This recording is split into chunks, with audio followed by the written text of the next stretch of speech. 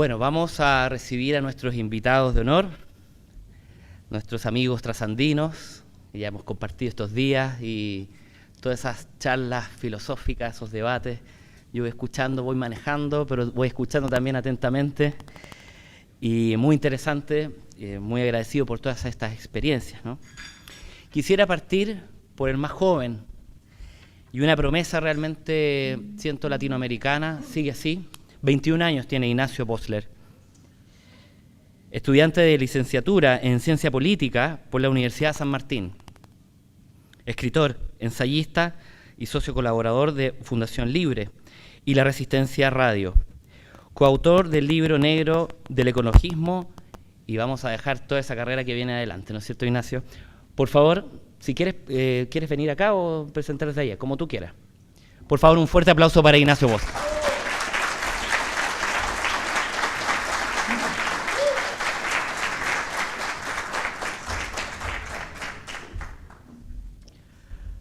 Bueno, muy buenas tardes a todos. Primero que nada, muchísimas gracias en primera instancia a Somos Trascender, a Chema Librería y a Ediciones Legado por la confianza, por la invitación y por la posibilidad también que nos dieron tanto a Horacio como a mí de poder publicar el libro negro del ecologismo en Chile.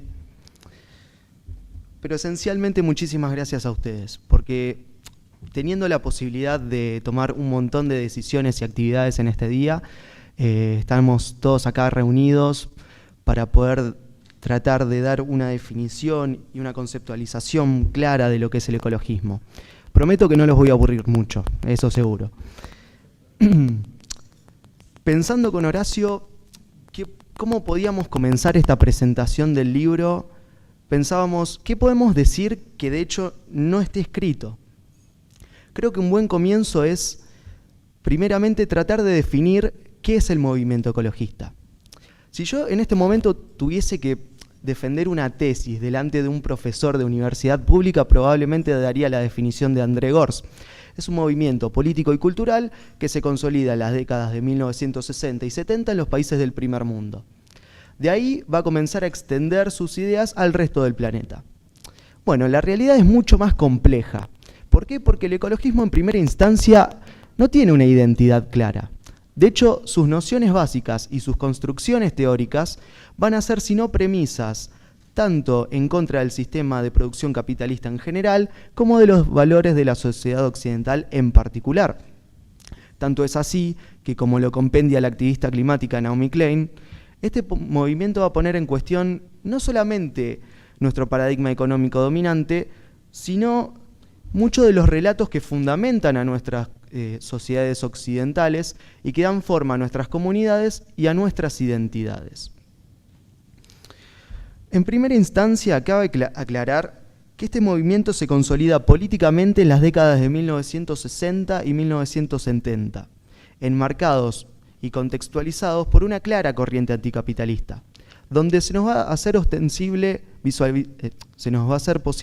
visualizar dos cuestiones que políticamente son esenciales. En primeramente, una diferenciación de una nueva izquierda con respecto a su discurso clásico de la segunda mitad del siglo XX, al mismo tiempo que una tesis separatista de la misma, como una estrategia que le va a posibilitar a la izquierda criticar al sistema productivo actual sin hacerse cargo de los desastres de la Unión Soviética, por ejemplo. Ahora bien, una distinción esencial que hay que hacer en este sentido es que nosotros hacemos referencia a unismo, a una ideología. Y es esencial a la hora de comprender este movimiento que no nace de una transposición del discurso biológico a la esfera política, sino que reposa sobre claras bases filosóficas y sociopolíticas.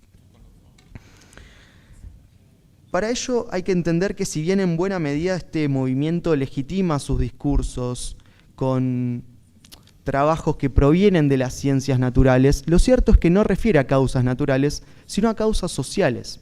Se responsabiliza la actividad del hombre moderno, aquel que ha nacido con la revolución industrial, de haber desencadenado una crisis ecológica sin precedentes. De hecho, cuando el modelo de consumo y de producción típico de las sociedades industrializadas se exterioriza al resto del mundo, particularmente a los países africanos y sudamericanos, que en la segunda mitad del siglo XX comienzan un acelerado proceso de industrialización para poder superar su estancamiento económico, es cuando el ecologismo surge y dice, bueno, ¿saben qué? Esto no va a ser así porque los recursos no alcanzan, porque hay sobrepoblación y porque vivimos en un planeta finito en el cual no puede haber un crecimiento infinito. Es decir, desde primera instancia, el ecologismo lo que busca es que los ricos sigan siendo ricos y los pobres sigan siendo pobres. De hecho, es un buen lema que resume lo que es la Agenda 2030, no poseerás nada y serás feliz. Al mismo tiempo, cabe hacer una señalización, que es que este movimiento se consolida en un marco histórico muy peculiar, que está justamente marcado por lo que fue la Guerra Fría, en el cual también va a haber un proceso de cuestiones ecológicas negativas que van a calar profundo en la opinión pública. Estos considerantes son claves para comprender el discurso ecologista, el cual va a plantear, como se ha dicho anteriormente, y como lo diría Paul Ehrlich, uno de los padres ideológicos del ecologismo antinatalista, que hay que comenzar a concebir las sociedades humanas como un cáncer para el planeta y en consecuencia tratar de trazar una sociedad un poco más saludable. En este sentido, al mismo tiempo, hay que señalar que comienza a trazarse una distinción con los viejos ideales del socialismo más típico de la segunda mitad del siglo XX.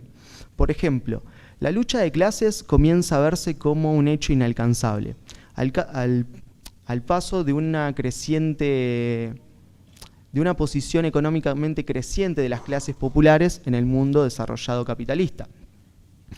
Al mismo tiempo, la dictadura impartida por el gobierno bolchevique, por ejemplo, en la Unión Soviética, por no citar a la China maoísta, son hechos que son imposibles de tratar con recato para una izquierda confusa a lo largo de la segunda mitad del siglo XX, que va a comenzar a ver cómo lo que habían propuesto Marx y Engels en sus críticas al programa de Gotha, de hecho, no está sucediendo. Primero porque la industria de los países que consolidaron sus experiencias socialistas en la década del 60 y del 70 está claramente estancada. Al mismo tiempo, sus ciudadanos cada vez comienzan a pasar hambrunas y comienzan a tener incluso un escenario económico peor que el previo a la revolución, sin considerar la constante y media contaminación ambiental que están produciendo este tipo de países. Un hecho claro en este sentido es que ni bien la Unión Soviética deja de existir, las emisiones de dióxido de carbono, por ejemplo, cayeron a un mínimo histórico. Estos considerantes van a ser claves. ¿Por qué? Porque en la literatura socialista de la segunda mitad del siglo XX comienza a aparecer lo que Edgar Morin llamará las tomas de conciencias capitales. Se comienza a comprender que la revolución no es necesariamente la abolición del capitalismo. ¿Por qué? Porque en términos económicos, la izquierda ya no tiene nada que ofrecer en este sentido. Y es cuando se comienza a comprender el sentido profundo de la revolución cultural. Es decir, en un mundo en el cual los obreros comienzan a prescindir del discurso socialista, es en este marco en el cual, como diría el etólogo italiano Héctor Tibaldi, el ecologismo aparece como la nueva tentativa, dice él, de producir un post-marxismo en el cual los ecologistas, diría Edward Goldsmith, estarían llamados a ser los sujetos más importantes. ¿Por qué? Porque hablar de la naturaleza y hablar del ecologismo necesariamente lo que hace es consolidar una reivindicación común de todos los demás movimientos sociales. ¿Hasta aquí vamos bien? ¿Todo claro? Bien. Cada vez me explico mejor entonces. Ya no hay preguntas. Bien, hablando en serio. Podría estar citando autores toda la tarde de por qué el ecologismo es necesariamente una ideología de izquierda. No los voy a aburrir tanto, está en el libro. Cómprenlo, por favor. Pero lo cierto es que me voy a remitir a un solo pensador, Herbert Marcuse, uno de los padres intelectuales de la New Left norteamericana, cuando dice que la lógica ecológica es la negación pura y simple de la lógica capitalista. No se puede salvar el planeta en el marco del sistema de producción capitalista.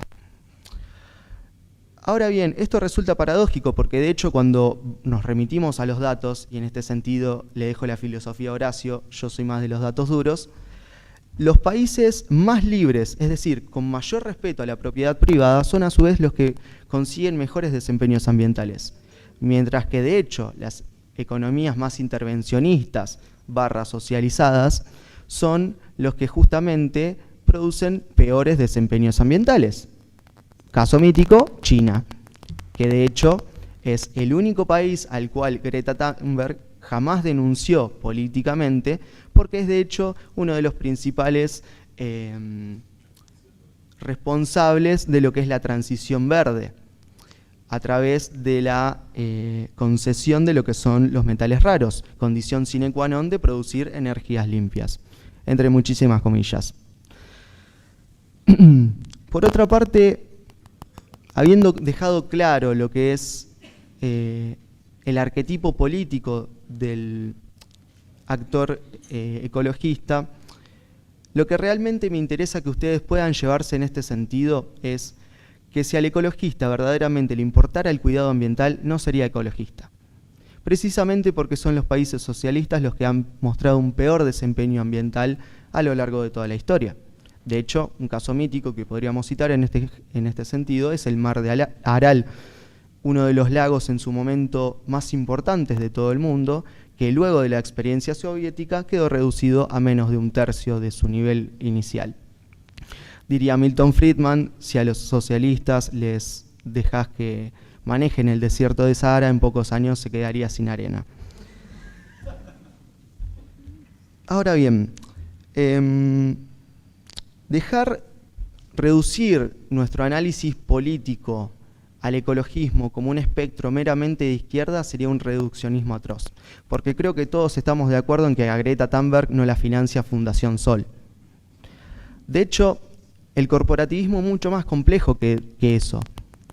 Si uno se fijara hace 3 años atrás quién eran los principales financistas de Greta Thunberg, vamos a encontrar un montón de organizaciones y empresas que encuentran claros vínculos, por ejemplo, con la Fundación Rockefeller, histórico personaje del mundo político del siglo XX que consolidó un oligopolio petrolífero, una de las industrias más contaminantes del planeta, a través de favores del Estado.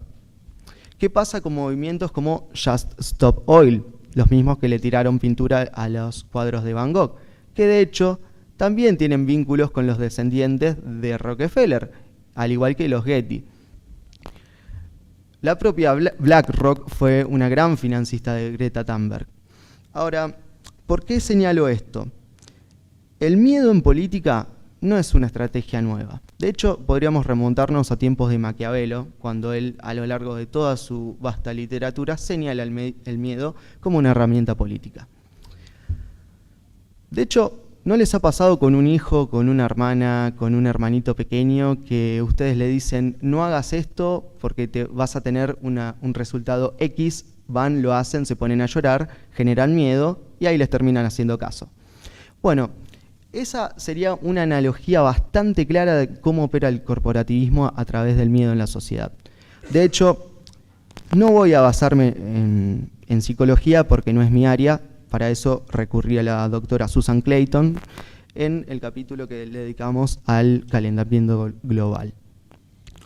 De hecho, lo que el miedo produce en la sociedad es que desesperadamente se busque una alternativa, una respuesta.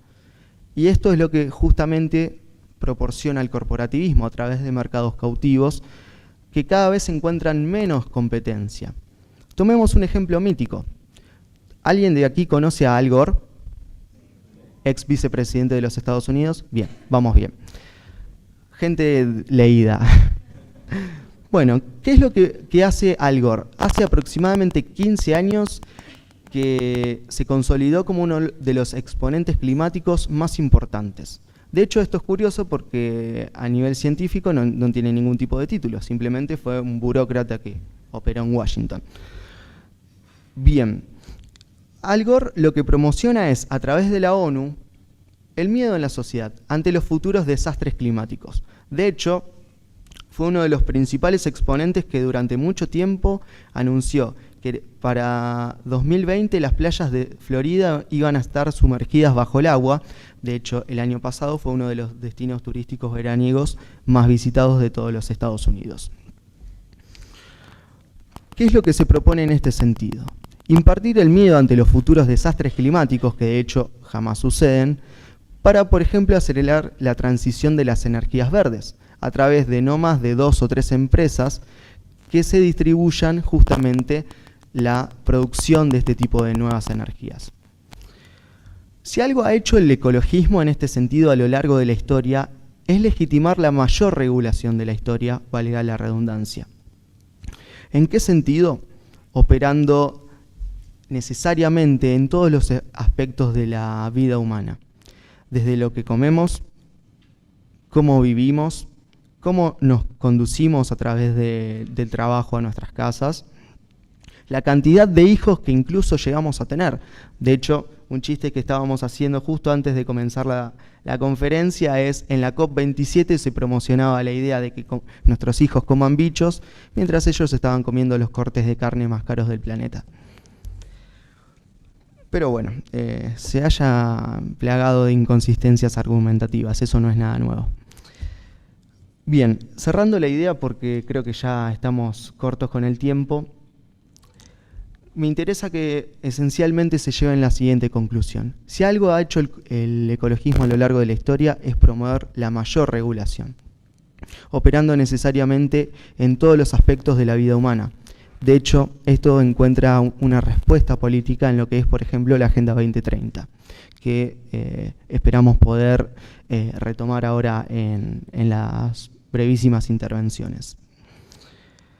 El ecologismo, si algo ha dejado asentado en la cultura, es que el hombre necesariamente debe renunciarse a sí mismo. Por eso es que se termina posicionando como más importante la vida de un animal que la de un ser humano. Y de hecho esto ha impregnado completamente la cultura occidental desde hace al menos 20 años. Si no, fíjense como en una película, por ejemplo, como Matrix, se promociona la misma tesis que ya planteara Paul Ehrlich o David Attenborough al decir que los humanos somos un virus. Muchas gracias.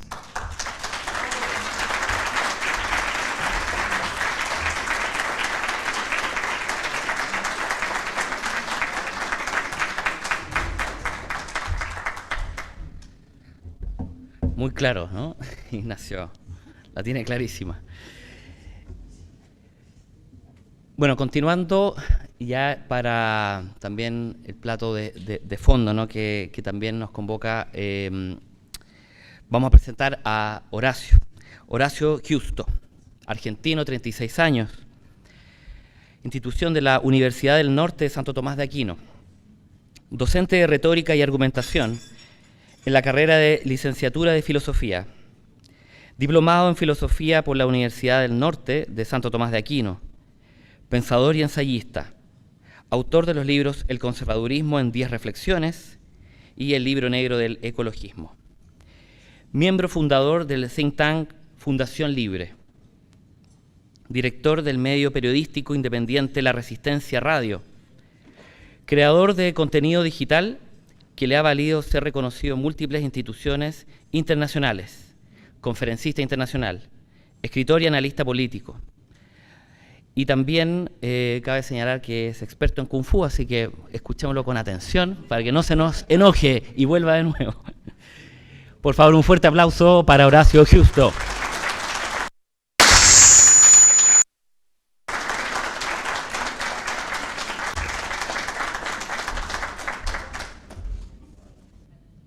Todos los que han sido alumnos míos saben que favorezco mucho la intervención de todos, así que cualquier tipo de aporte es bienvenido. Siempre lo sostengo al inicio de cada intervención.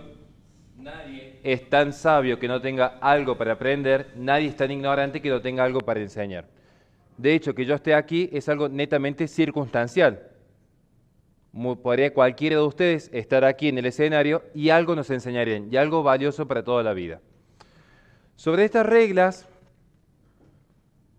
en vínculo al libro, quiero abocarme a un tema específico, que es el control de natalidad. Tema muy concreto, es mi capítulo favorito, y no lo digo ni como docente, ni como periodista, ni como escritor, lo digo como padre. Así que me voy a separar un instante del aspecto académico para empezar a contarles un poco de la historia de una manera muy simple. Vamos a ir de lo más simple a lo más complejo. Porque de esto se trata, de poder hacer lo complejo simple sin complejizar lo simple. Y previamente necesito, en primer lugar, agradecer antes de iniciar mi ponencia. Agradecer, tenemos muchos amigos, está Rodrigo, está Keren, está Jorge, la gente de Somos Trascender, Legados Ediciones, Librería Chema. Tengo que agradecer el honor inmerecido de que el doctor Ricardo se haya hecho presente hoy aquí, alguien que él sabe lo mucho que lo admiro. Nos ha acompañado Margarita también, excelentísima ponencia. Agradecerles a ustedes, agradecer a Dios, agradecerle a mi familia porque ellos son los que realmente merecen el aplauso. Mientras yo estoy aquí, tranquilo, relajado, está mi esposa, mi compañera de vida, cuidando a mis 2 hijas, educándolas. De hecho, si no fuese por mi esposa, yo no estaría acá. Hubo solamente 2 mujeres que apostaron a mí cuando literalmente no tenía nada, ni una carrera, ni un trabajo, ni un centavo, ni un proyecto. Ni yo mismo creía en mí, y estaba mi madre, y quien hoy es mi esposa, que seguían confiando en mí. Detrás de todo hombre hay una mujer que lo sostiene, indefectiblemente. Así que le mando un saludo a las feministas que literalmente no entienden nada.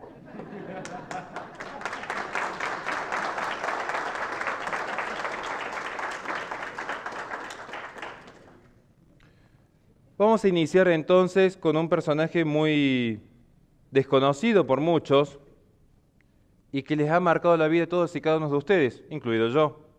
Ernst Haeckel, un zoólogo alemán. Un zoólogo alemán que toma el postulado de Darwin y lo lleva a un plano político.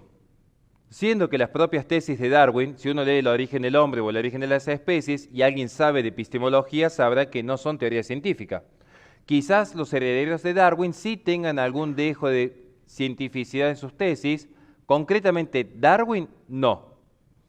Pero Ernst Haeckel quiso innovar y quiere llevar las tesis darwinistas a un plano político, con todo lo que ello implica. ¿Y cuál es la primera implicancia?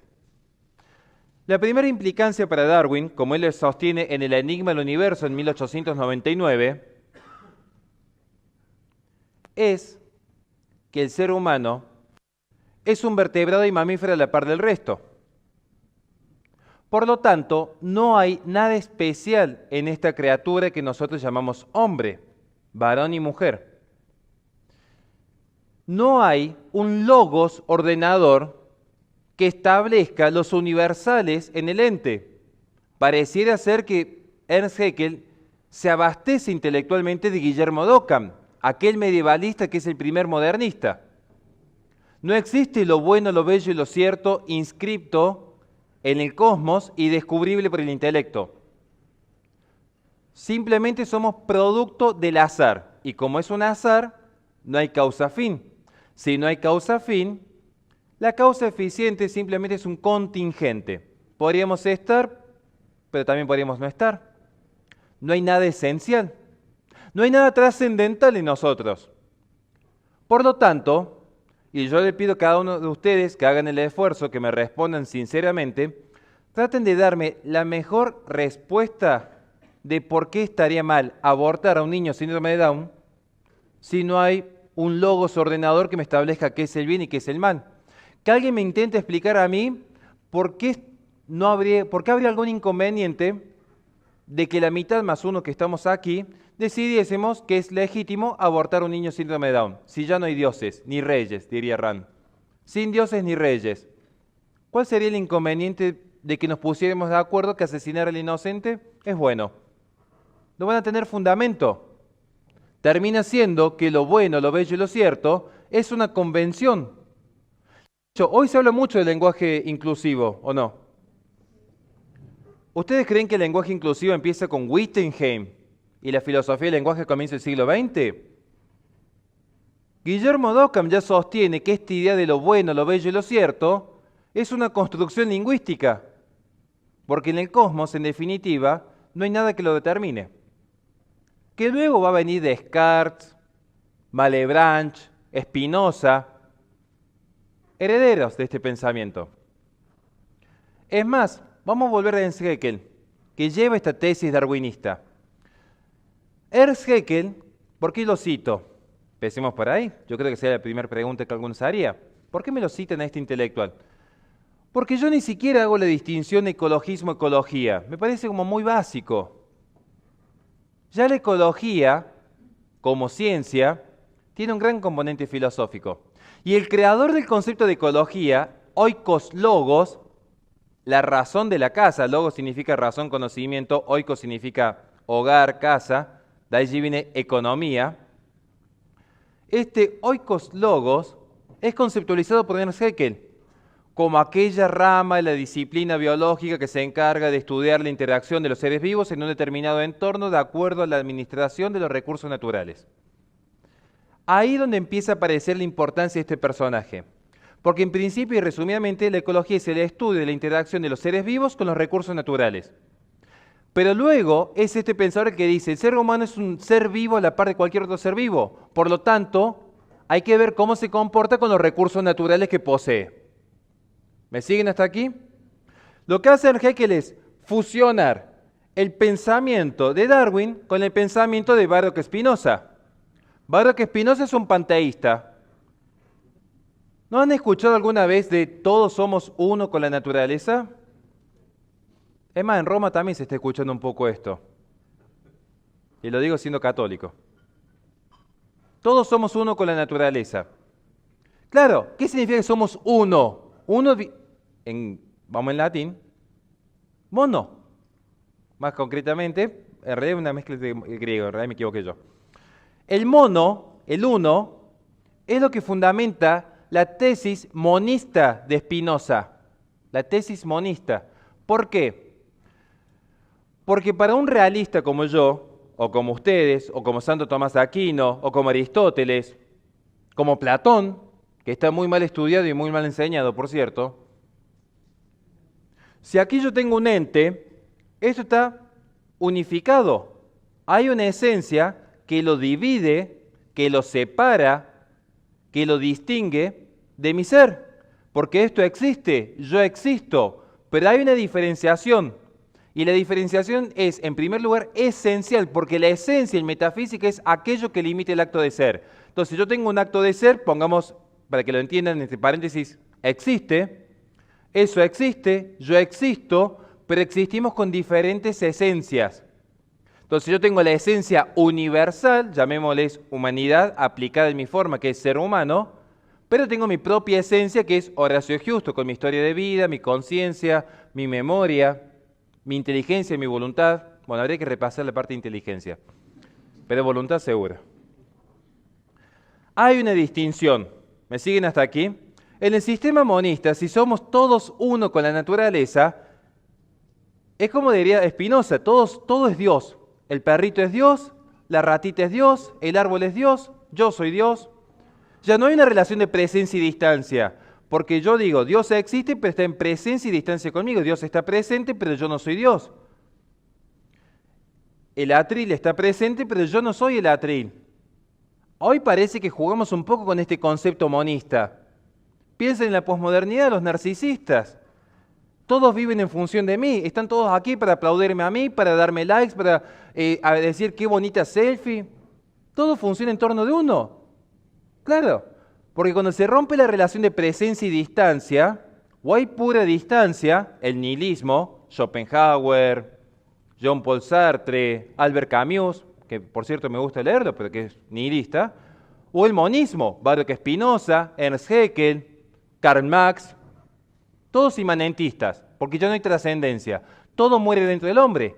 Si yo soy producto de una creación azarosa, porque curiosamente, y no sé cómo funciona mucho esta teoría, dos piedritas se chocan y de repente de dos piedritas surgen una serie de ARNs que se combinan y justo apareció mágicamente una cadena proteica y justo cayó un chispazo de electricidad que activó esa cadena proteica con el ARN, aparece de lo inorgánico, aparece lo orgánico y justo esa vida orgánica de repente es consciente.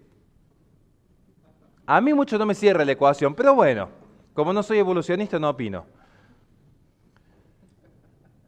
El punto es que esta es la base del ecologismo. Ya la ecología surge así. Es más, el enigma del universo de Ernst Haeckel. Occidente progresa en la técnica, pero tiene un retraso en lo moral. Me hizo acordar un chiste de liberal en económico. Pero el punto es, hay un progreso técnico, pero hay un retraso en lo moral. ¿Y cómo se rompe este retraso en lo moral según Ernst Haeckel? Hay que abolir el cristianismo. Principalmente porque el cristianismo establece un tabú en lo sexual. ¿Qué es lo primero que pensaría uno? Aldous Huxley, ¿alguien leyó Un Mundo Feliz?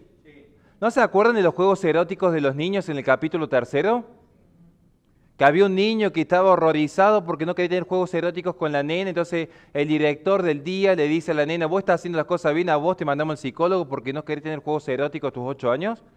Es crudísimo ese capítulo. Pensaríamos en eso, en realidad el tabú sexual, ¿saben dónde está?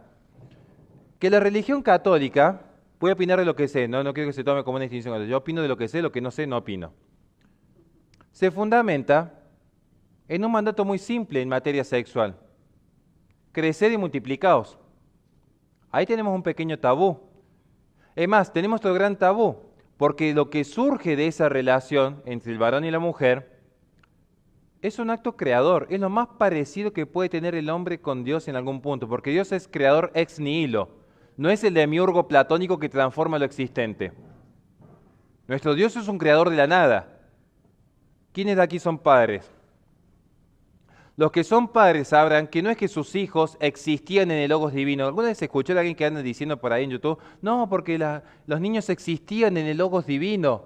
Si existían en el Logos divino, ¿sabe qué significa? Que sus hijos supuestamente estaban ante la visión beatífica, Dios se enojó, le metió una patada y los tiró a la tierra, a riesgo que se condenen. No eran. Y cuando ustedes, por disposición divina, han engendrado a ese hijo, surge algo nuevo en el cosmos. No hicieron la tontería que hicimos con mi socio de echarle tinta a una página, porque eso lo hace cualquiera. La vida no es cualquier cosa, es un ente con inteligencia y con voluntad. Claro, para nosotros es fácil entenderlo, pero para estos monistas no lo es, porque para ellos es todo producto del azar. Es pura causa eficiente, de hecho van a ver que la ciencia moderna se maneja en esta clave de causa eficiente pura. No me da el tiempo para explicarlo, esto lo vemos en clases, los que toman clases conmigo. ¿Por qué hablamos de esto en el control de natalidad? Porque a mí me molesta mucho y de sobremanera todos esos que se suben a un escenario y les empiezan a decir, conferencia de Bucarest pasó esto, conferencia de México pasó esto, conferencia de Cairo pasó esto. A mí me interesa el por qué pasó. ¿Cuál es el fundamento? ¿Qué es lo que sostiene? ¿Qué es lo que lleva a sostener, por ejemplo, a Peter Singer cuando dijo que un animal, por tener más capacidad cognitiva en ejercicio, tiene más derecho a la vida que un discapacitado mental o un niño por nacer? ¿Cuál es la filosofía que hay por detrás? Es una filosofía consecuencialista, más concretamente utilitarista. Porque se pierde la noción metafísica del ser y se queda en el estar. Si yo tengo un drogadicto, una persona privada de la libertad porque está presa, o un niño por nacer, están privados del ejercicio de la razón. Están privados de la libertad, pero no dejan de ser seres libres y racionales, porque no se puede ser y no ser simultáneamente en el mismo sentido de las cosas. Entonces, si el ente que tengo en presencia mía, como el embrión, pertenece al género humano, en su esencia y existe, entonces el embrión es humano. Entonces es digno y es libre, que luego va a empezar a ejercer paulatinamente cuando sus potencias se actualizan. Pero el primer acto de ser, que sostiene todas las potencias, ya está inscrito cuando su acto toma la esencia de la humanidad y lo convierte en la forma. ¿Cuál es la forma? Ser humano. Por eso yo le he hablado con Miguel, tengo el honor, acá estoy con un montón de amigos, Miguel, estamos con muchísima gente que nos hemos acompañado. Lo hablamos con él en Paraguay cuando hablamos de la familia. Yo tengo la esencia que es la humanidad, pero no me puede señalar nadie la humanidad acá. Pero yo le digo a Miguel, señálame 5 o 6 seres humanos y me lo señala rápido. Podemos señalar el ser humano, no la esencia, porque la esencia es imperceptible. Esto es metafísica. ¿Cómo se vincula esto con los controles de natalidad? Porque ya en la modernidad hubo un pensador que dijo, Dios ha muerto y el hombre lo ha matado. Pero no es que muere Dios, sino que muere la idea del logos ordenador, porque el orden presupone un límite. ¿Qué es la esencia? Lo que limita el acto de ser. Aquello que hace que una cosa sea lo que es. Porque yo podría haber sido un caballo, podría haber sido un árbol. Es más, siendo humano, a ver, ¿qué podría haber sido? Abogado, político, corrupto, normalmente sinónimos. Y lo que hay en el fondo es que mi acto de ser está limitado por un orden anterior. Ningún ente se da a sí mismo la esencia. Aunque yo intentara hoy hacerme mujer, no podría. Es más, si por esencia hay dos entes que son incompatibles, no pueden generar un nuevo ser.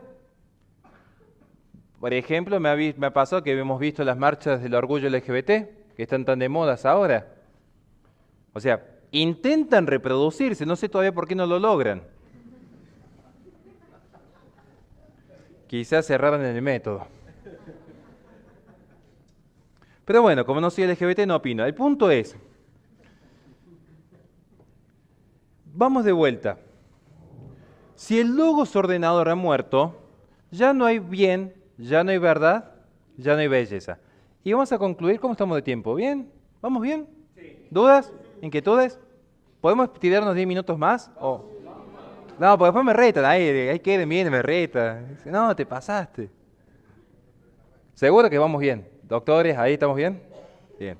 Si Ricardo me dice que vamos bien, vamos bien. La autoridad acá. A ver. Yo sé que esto es muy aburrido, pero a mí no me interesa de acá que salgan sabiendo, los ecologistas son todos unos zurdos feos, porque ya sabemos que son zurdos y que son feos, naturalmente, o sea, no. Es como decir, la pared es blanca, o sea. Porque lo hemos hablado con Ricardo, se tienen que esforzar para ser feos. ¿Alguien vio la película Amén del Papa que yo le hice una referencia? Amén, la del Papa Francisco con Disney ahí. No sé si vieron que la única chica bien agradable, más o menos linda, que era muy agradable, era la única católica bien formada. Porque el bien necesariamente es bello y es expansivo. ¿Nunca vieron un niño recién nacido con la madre? ¿No les parece que una de las imágenes más bellas que hay en el mundo? ¿Por qué? Porque hay un culmine de bien. ¿Nunca vieron a un abuelo jugando en la plaza con un nieto? Es eso. ¿Y por qué el feminismo tiene que ser tan feo? El ecologista tiene que ser feo, el indigenista tiene que ser feo, violento, que dividen, porque van en contra de los trascendentales. Y lo intentan resistir y no lo pueden resistir, porque es natural. Ese es el punto. Esta gente, cuando niega a los trascendentales, está negando el primer trascendental, uno de los primeros. En realidad el primero es el res, pero no quiero hablar ahora de metafísica. ¿Qué es la verdad? La verdad tiene doble acepción, es tanto lógica como ontológica. Pero para que la verdad lógica funcione, supongo, ¿qué sería una verdad lógica? La adecuación del intelecto a la realidad. Yo les dije, por ejemplo, a ver, pues soy daltónico encima. ¿Esto es blanco o no es blanco? Si yo digo esto es blanco y mi inteligencia está describiendo la realidad y hay una adecuación fundamentada, porque acá está el punto. Tiene que haber un fundamento, porque yo podría decir que es blanco con los ojos cerrados porque lo adiviné. No es un conocimiento per se. Si yo digo, esto es blanco y es blanco, hay una adecuación. ¿Qué necesito para que mi intelecto se adecue a la realidad? Que la realidad sea cognoscible. Entonces, este ente ya reposaba dentro de sí el trascendental, el verum, lo verdadero. Porque esto es lo que permite que la realidad sea cognoscible. La realidad es cognoscible porque ya tiene inscripta la veracidad en sí misma. Y luego el intelecto conoce. ¿Estamos bien hasta acá? Sí. ¿Qué pasa si yo niego la verdad? Como la posverdad ahora, con esto del Ministerio de Desinformación que están creando ahora Boric y todos los séquitos de... No voy a decir la palabra. ¿Qué sucede? No se puede amar lo que no se conoce. La verdad es un león que si uno la arroja se defiende sola. Entonces, ¿qué es necesario? Eliminar la verdad. Como no pueden eliminar la verdad, tienen que eliminar que se conozca la verdad. Entonces queda la voluntad ciega. ¿Quién sostuvo que la voluntad es ciega y subyacente a toda realidad? Porque la realidad es pura apariencia. Anterior a Schopenhauer, porque Schopenhauer dice eso. Anterior a Kant. Guillermo de Ockham, porque Guillermo de Ockham sostiene que Dios no es logos, es pura voluntad. Ahí es donde tiene un conflicto con el voluntarismo humano. Pero ya en Guillermo de Ockham encontramos que es pura voluntad. Por eso niega a los trascendentales nominalismo. Todo el resto es construcción lingüística. Una consulta. Ockham es jesuita, pero dice que Dios es pura voluntad y eso me suena como islámico. Sí. Resuena como islámico. Porque se abastece mucho de Averroes, por ejemplo, incluso toma concepto de Maimónides. Es compleja la filosofía medieval, no me da tiempo de explicarlo. Pero para Guillermo de Ockham Dios es pura voluntad. Para Schopenhauer, la realidad es apariencia y pura voluntad. Para Nietzsche también. Somos nosotros los que nos vamos dando nuestras normas morales a partir de categorías lingüísticas, el nominalismo. Nosotros denominamos los entes. Simplemente hay existencia, como diría Nietzsche. No hay rayos sin relámpago, hay acción de relampaguear. Como diría Simone de Beauvoir. Mujer no se nace, mujer se hace. ¿Por qué? Porque no hay un ser estable, no hay un sujeto estable cognoscible. Hay acciones. Entonces, si el embrión puede sentir dolor cuando lleva 72 horas de concebido, ¿sí o no? No. El animal, un chancho, ¿puede sentir dolor? Siente, ejerce una acción, tiene derechos. Una persona en coma, no. Un ancianito tiene menos capacidad de ejercicio, es menos persona. Y ahí vamos viendo que de repente, ¿puede un niño de 8 años sentir deseo sexual? Un varoncito a los 9 años. ¿Puede sentir deseo? Entonces es un sujeto deseante, es un sujeto con derechos sexuales. ¿Ustedes creen que la pedofilia apareció así mágicamente por un par de degenerados? Sí, pero tenía un fundamento filosófico. El rarito de Foucault tenía, además de esa tendencia a comerse un pebete todos los fines de semana, tenía también un fundamento filosófico por detrás. Wilhelm Reich, otro degenerado. Pero tiene un fundamento filosófico, el ejercicio. Entonces, vos decís, ¿cómo se vincula esto a tu tema del control de natalidad? Porque necesitabas sentar esta base. No hay una moral trascendente, hay una moral que el hombre construye. ¿Me siguieron hasta acá? Sí. Bien. ¿Estamos bien? ¿Podemos seguir 5 minutos más? Vamos. Me quedé pensando, ¿qué preguntaste? ¿Si un niño de 8 años tiene deseo sexual? Puede llegar a desear. Puede... Pero es que deseo sexual es diferente. Ojo con eso porque ya se están deconstruyendo todo. Por eso digo, hay que ser coheso con el lenguaje. ¿Te fijas? La deconstrucción es diferente lo que tiene un niño de 8 años. No tiene el deseo sexual de ustedes. Ojo con eso. No, sí, está buena la creación, pero digo... Lo digo porque la gente como el progresismo ha penetrado todo el mundo, que es la deconstrucción paso a paso, y las personas por conciencia o sin conciencia se deconstruyen, que es la deconstrucción que pasamos al posmodernismo, ¿no? Pero cuidado con eso, porque me acabo de dar cuenta de que algunas personas hablaron de que sí. Imagínense que estamos en peligro ahora con esta nueva creencia. Es para que se pueda entender, porque quizás yo entiendo el punto, por hecho lo hemos denunciado hasta el hartazgo con los docentes en Córdoba, pero esperen para poder... No vayan a hablar con Judith Butler, se equivocaron de charla. No, por eso digo, porque yo coincido, porque ese es el punto. O sea, yo digo, un niño de 12 años, no me quiero desviar por el tema, se nos va el tema.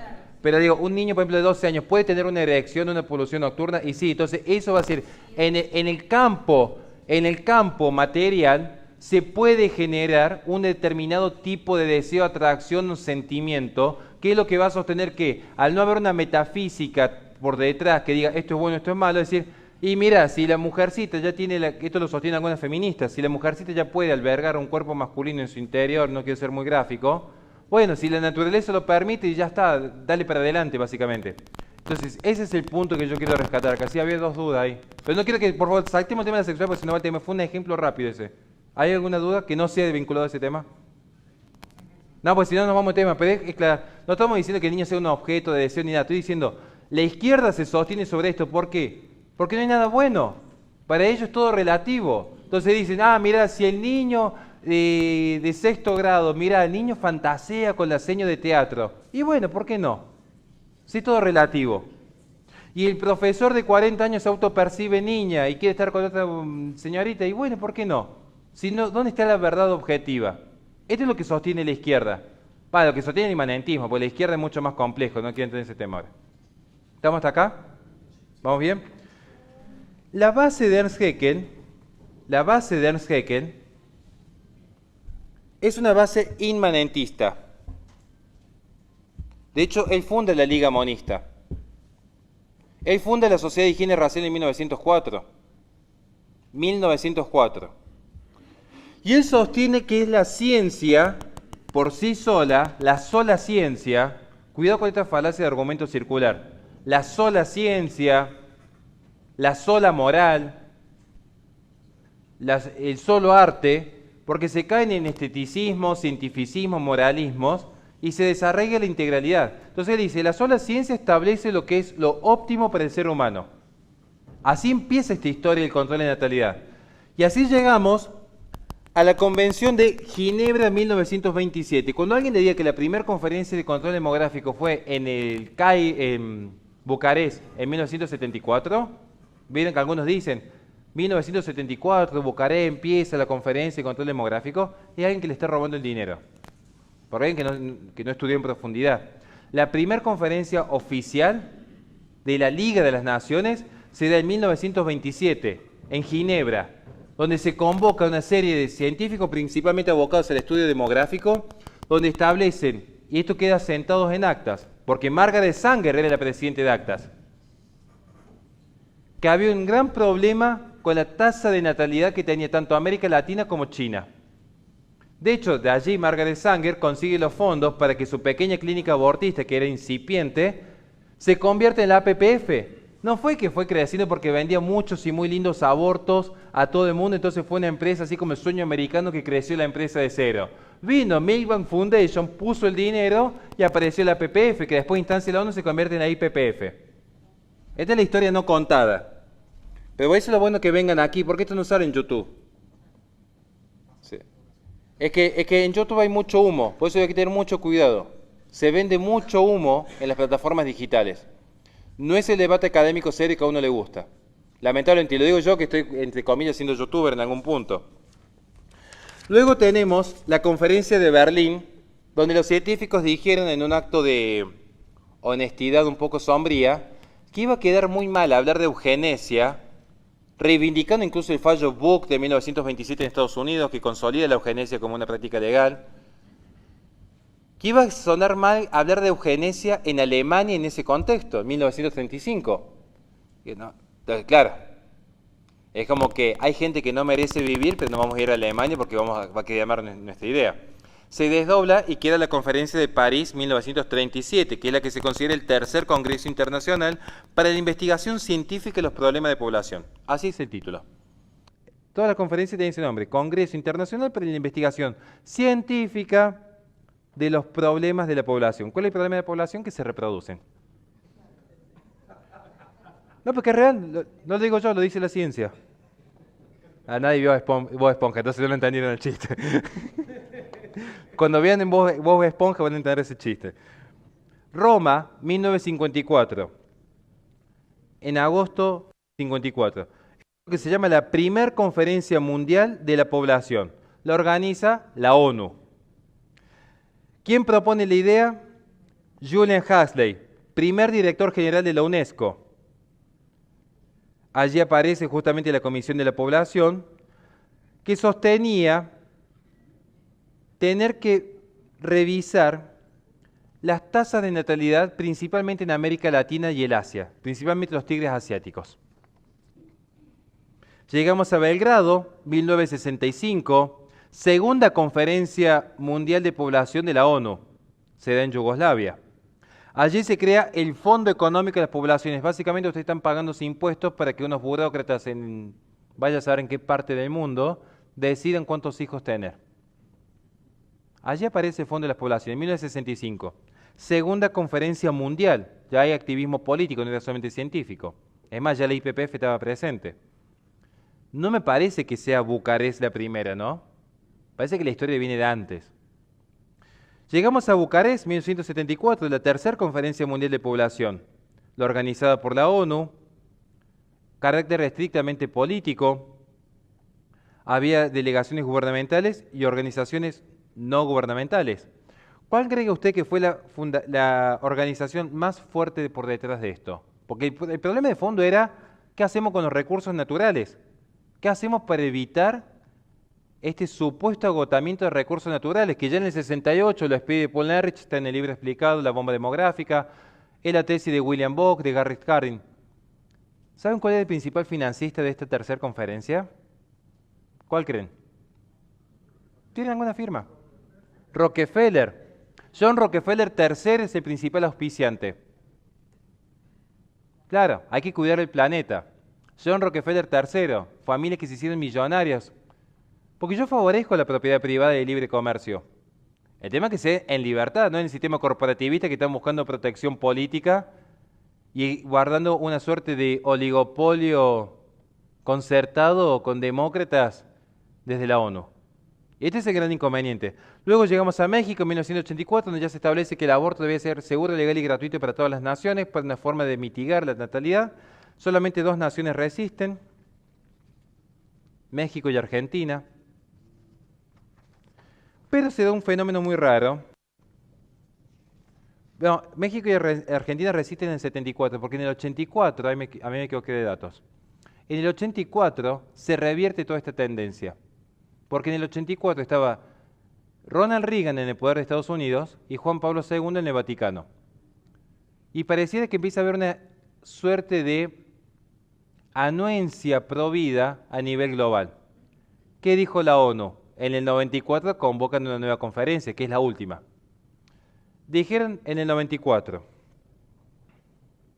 es cierto que una nación que tiene que tener su propia soberanía, por lo tanto no puede venir la ONU a decirles cuántos hijos deben tener dentro de sus naciones, cómo controlar su natalidad.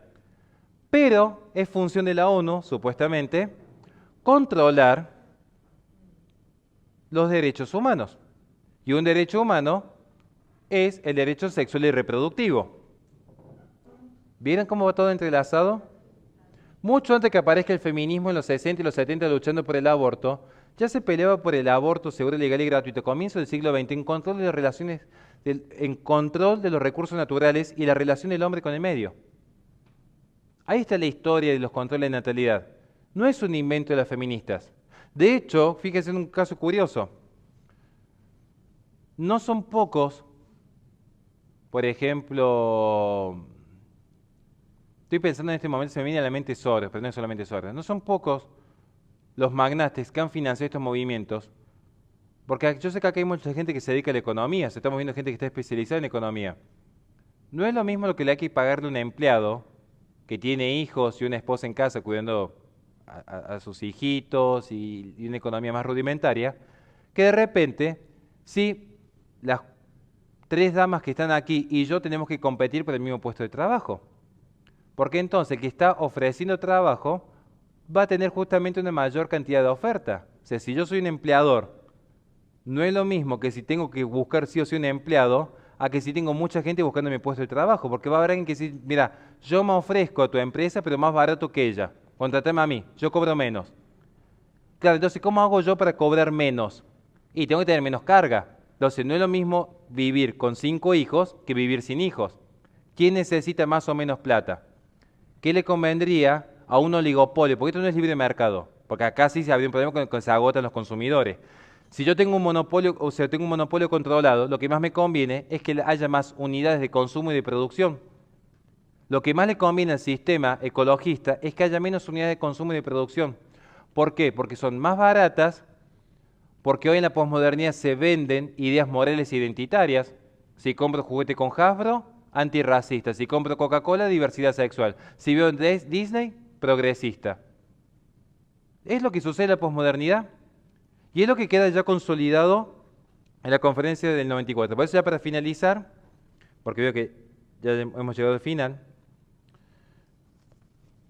una vez estábamos en México, y con esto cierro. Sí, nos pasamos. Perdón. Una vez estaba en México, yo explicaba que la única forma que este proyecto se lleve adelante, y por eso esa introducción que hice de metafísica, era reemplazando la fe cristiana. Nuestra fe es una fe que nos llama a crecer y multiplicarnos, naturalmente. Es a donde somos llamados, ¿no? Entonces yo explicaba por qué el ecologismo en esa conferencia de México era una falsa religión, porque no alcanza con describir, no alcanza que la ciencia me diga que afuera está lloviendo, sino que hay alguien como un papa que me dice no salgas afuera porque no te tenés que enfermar. La ciencia no prescribe, la ciencia describe, es la filosofía la que prescribe. Entonces el principal ente prescriptor es la religión. Entonces, mientras nuestra religión nos dice crecer y multiplicados, acá hay todo un sistema que necesita que evitemos crecer y multiplicarnos. Entonces una mujer me dijo que cuando yo hice toda una explicación de qué es una religión, la estructura, cómo funciona el ecologismo, es muy rebuscado. Me dijo así una persona que estaba en la ciencia, me parece muy rebuscado lo que estás diciendo, Horacio. Estábamos en Tepatitlán. Me dice, me parece muy rebuscado. Le dije, puede ser que sea rebuscado. Cierro con esto. Mikhail Gorbachev, secretario general del Partido Comunista de la Unión Soviética, presidente de la Unión Soviética, difusor de los principios ecológicos, fundó la Green Cross International, la Cruz Verde Internacional, redactor y promotor de la Carta de la Tierra. Este comunista devenido en ecologista, esta sandía verde por fuera y rojo por dentro, en una entrevista en Los Angeles Times, el 8 de mayo de 1997, manifestó su esperanza, y cito textualmente: se hace necesario un nuevo código legal internacional sobre el medio ambiente plasmado en una Carta de la Tierra, un acuerdo vinculante como el de los derechos humanos de la ONU. Mi anhelo es que esa carta sea una especie de 10 mandamientos, un sermón de la montaña que sirva de guía para guiar la conducta de los hombres en relación al medio ambiente en el próximo siglo y más allá también. Expresa la necesidad de reemplazar las Sagradas Escrituras por la ideología ecologista. Por eso voy a concluir con esto. Te voy a contar una historia. ¿Tenemos 2 minutos para cerrarles con una historia? Sí. Es 27 de mayo de este año, justamente, estaba en el Tecnológico de Monterrey, la segunda universidad más grande de México, en un debate académico frente a 2 feministas. En ese debate, donde incluso habían juntado firmas para que yo no me presentase, porque parecía un ser violento, que llevaba odio y generaba inseguridad en los alumnos, en ese debate, durante las 8 intervenciones, llegaron incluso a insultar a mi esposa y a mi hija, las feministas, hablando de mujeres que no estaban presentes, cuando uno simplemente tenía datos, estadísticas, argumentos. No me hizo falta ni mencionar a estas feministas. Pero hubo un dato muy curioso. El 27 de mayo, en ese debate, una de las feministas dijo que el aborto era un derecho y que ella lo había usado, que ella había abortado a ese cúmulo de células. Y ella dijo, y yo lo hice porque estoy en una muy buena posición económica, de hecho mis padres, que son católicos, me apoyaron en la decisión y me ayudaron a pagar el aborto. Y por eso yo he podido crecer profesionalmente. Cuando llegamos a la conclusión, yo les dije, le agradezco el valiente testimonio. Corrobora lo que siempre he sostenido. Porque yo soy el más comunista de los comunistas y el más ecologista de los ecologistas. A mí realmente me importa la naturaleza y realmente me importan los pobres. Y siempre hemos dicho, el aborto es un capricho burgués. Yo trabajo con gente pobre en situaciones de necesidad, no abortan. Por una cuestión económica de reemplazo de mano de obra y por una cuestión sociológica de la religión que los condensa. Se demuestra que para esta gente un hijo es un impedimento al crecimiento económico. Porque para ellos un hijo es un problema, es una enfermedad que hay que curar. Para mí no. Ayer me hicieron una pregunta muy interesante. Ahora, si vos siempre haces alusión de que la resistencia empieza de lo más chiquito, desde dando clases, con el arte, algunos siendo papás, algunos siendo un empleado honesto, algunos dando un testimonio valiente, como tengo aquí un camarada que nos acompaña. Cada uno de su lugar. Mi primera hija a mí me encontró sin una carrera terminada, sin trabajo, separado de quien hoy es mi esposa, distanciado de mis padres, obviamente, en el peor momento de mi vida. Pero cuando nació mi hija, yo me di cuenta que dije, ¿cómo puede alguien tan malo como yo generar algo tan lindo y tan perfecto como esto? Entonces, a mí me gusta la lógica. De hecho, yo enseño lógica y retórica. Dije, acá hay algo más. Acá hay un orden sobrenatural que está guiando esto. En 2 años hice una carrera de 6 años, publicamos 2 libros, estamos aquí viajando por el mundo, llevando la verdad de Cristo a cada parte que se nos haga posible. Sané muchas heridas, he intentado darle a mi esposa el marido que merece. Fue la única persona que apostó a mí cuando nadie apostaba a mí. Nadie. Y esa es la resistencia que nosotros tenemos que dar. Volver a lo más básico, a lo esencial en la familia. Parece poco y es lo más rebelde que hay. Hoy un hombre común, con un trabajo común, hijos comunes, es lo más antisistema que existe. No somos consumistas, no estamos obligados a un sistema. Vivimos y morimos por lo que creemos. Vivimos y morimos por lo que creemos. Y si algo me interesa que se lleven de acá más que el libro, que la foto, que el concepto, que Paul Ehrlich, que Al Gore, lo que me interesa que se lleven de acá es un espíritu de resistencia. Y la resistencia no siempre es ir con la espada cortando cabezas de zurdos como pareciera ser, aunque parezca tentador.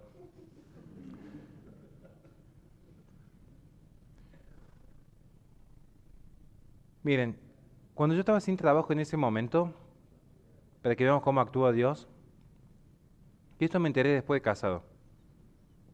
Yo no tenía trabajo, no tenía nada. Vino un gran amigo, Alejandro, que todos lo van a quedar siempre conmigo, Ale. Me dice, créate un canal de YouTube, vos haces muchos vivos por Instagram, quizás te sirva. Claro, y pasa que vos para monetizar en YouTube tenés que pasar las 4.000 horas de reproducción y no era tan fácil. Y de repente mi canal empezó a crecer así, entonces tu canal empieza a crecer y porque te empiezan a recomendar los algoritmos. Mucha gente que me ha contratado por ir a dar conferencias, porque yo sé cómo funciona el sistema, es porque me conocían por YouTube, que los videitos, que entonces te empiezan a seguir después del trabajo académico. Yo me enteré después de casado, que incluso yo estando separado con quien en ese momento era mi exnovia, quien hoy es mi esposa, y creo que fue las muy pocas decisiones buenas que he tomado en mi vida, ella ponía su computadora y la de sus hermanos toda la noche prendida en loop, pasando mis videos para llegar. Yo estoy en contra de los aplausos, pero sé que es inevitable. Por eso, para el final, quisiera que si alguien va a aplaudir, que no sea a mí, que simplemente soy un 4 de copa, que estoy accidentalmente acá, sino la verdadera mujer que me ha sostenido todo este tiempo, que es mi esposa. Nada más y muchísimas gracias.